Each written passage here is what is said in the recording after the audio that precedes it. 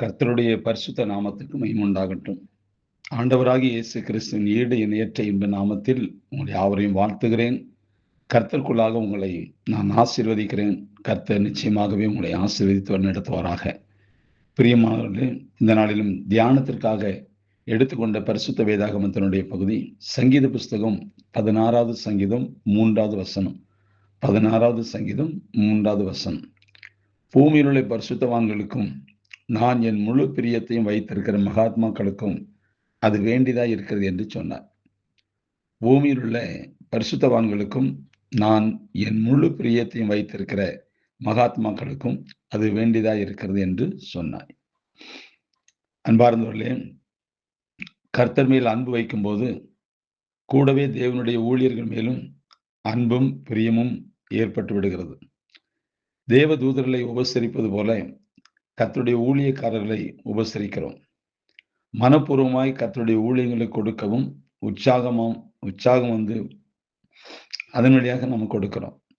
அப்பொழுது கர்த்தருடைய பிரியம் நம்மேல் இன்னும் அதிகம் இருக்கும்.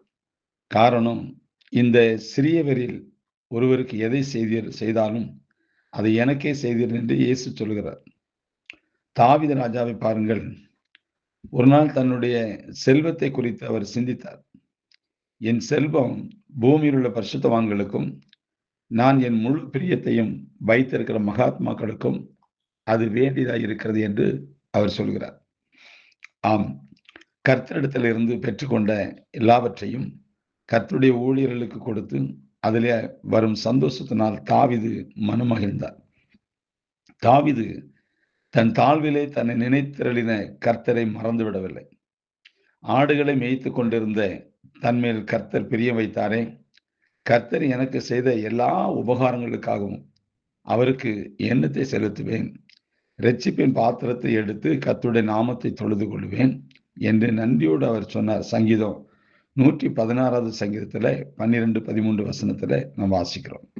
அது மட்டுமல்ல, என் செல்வங்களை எல்லாம் பூமியில் உள்ள பரிசுத்தவான்களுக்கும் நான் என் முழு பிரியத்தை வைத்திருக்கிற மகாத்மாக்களுக்கும் கொடுக்க போகிறேன் என்று அவர் தீர்மானம் செய்தார். தேவனுடைய பிள்ளைகளை, உங்களுடைய செல்வங்கள் அது ஊழியங்களுக்கு பயன்படட்டும். ஆத்மாக்களை ஆதாயம் செய்யும் சுவிசேஷ பணிக்கு பயன்படட்டும். யார் யார் உங்களை இரட்சிப்பிற்கு உள்ளே வழி நடத்தினார்களோ, யார் யார் உங்களுக்கு உண்மையும் உத்தமமாய் ஜெபிக்கிறார்களோ அவர்களுக்கு உங்களுடைய செல்வங்களை வாரி வழங்குங்கள். கர்த்தருக்காக இரத்த சாட்சியை மரித்த ஊழியருடைய குடும்பங்களை தாங்குங்கள்.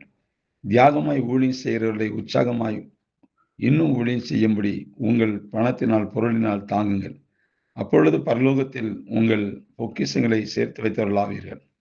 அங்கே பூச்சியாவது துருவாவது கெடுக்கிறதும் இல்லை, அங்கே குருடர்கள் திருடர்கள் கண்ணமிட்டு திருடுகிறதும் இல்லை என்று மத்தேயு 6:20 வாசிக்கிறோம்.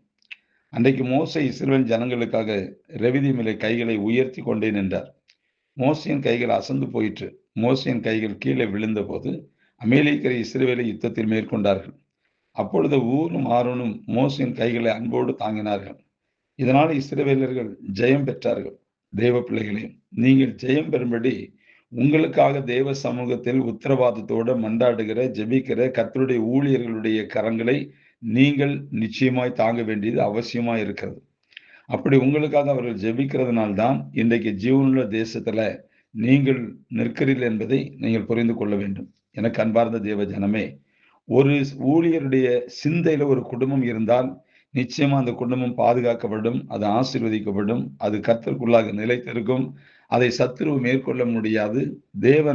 தேவ சமூகத்துல அந்த தேவ மனுஷன் அனுதினமும் உங்களுக்காக திறப்பின் வாசல்ல உத்தரவாதத்தோடு நின்று போராடி ஜெபிக்கிறதுனால நீங்க நிலைத்திருப்பீர்கள். இதுதான் உண்மை. பிரியமானவர்களே, அவனவன் விசனமாயும் அல்ல கட்டாயமும் அல்ல, தன் மனதை நியமித்தபடி கொடுக்க கடவன். உற்சாகமாய் கொடுக்கிறவன் இடத்தில் தேவன் பிரியமாய் இருக்கிறார். இந்த வசனத்தின்படியாக இந்த உலகத்தின் செல்வங்கள் ஊழியத்துக்கு பயன்படட்டும். வீணாக விதைக்காதீர்கள். அர்த்தத்தோட அதை பகுத்தறிந்து நீங்கள் உதவிகரம் ஊழியர்களுக்கு, ஊழியக்காரர்கள் குடும்பங்களுக்கு, மிஷனரிகளுக்கு நீங்க நீட்டுங்கள். கர்த்தர் உங்களை ஆசீர்வதிப்பார். God bless you.